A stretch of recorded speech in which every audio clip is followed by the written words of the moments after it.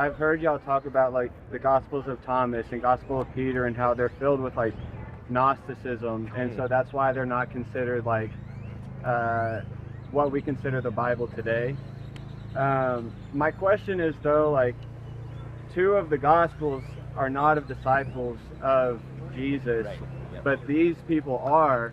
So how do we know that like these two that are considered like part of the Bible more reliable than what Peter and Thomas and those Gospels include?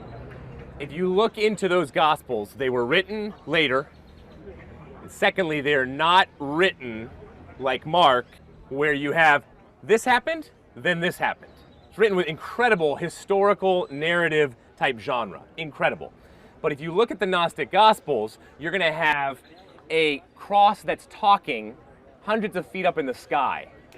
You're going to have this tomb that had all these different elements of fantastical characters.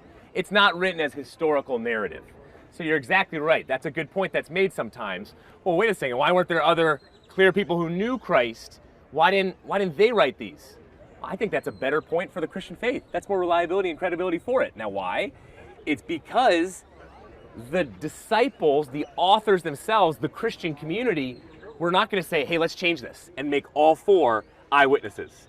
Instead, it was, no, we're not going to change this, because Luke, despite not being a direct eyewitness, knew an eyewitness, and he was the one who followed Paul around closely, but he was a doctor. And he wrote to Theophilus and said, excellent Theophilus, so Theophilus, a great pillar in the community, very wealthy, I'm appealing to you, not having made these things up, no cleverly invented stories.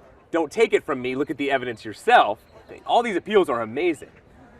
So I like that. I like that the women at the tomb remained the women at the tomb.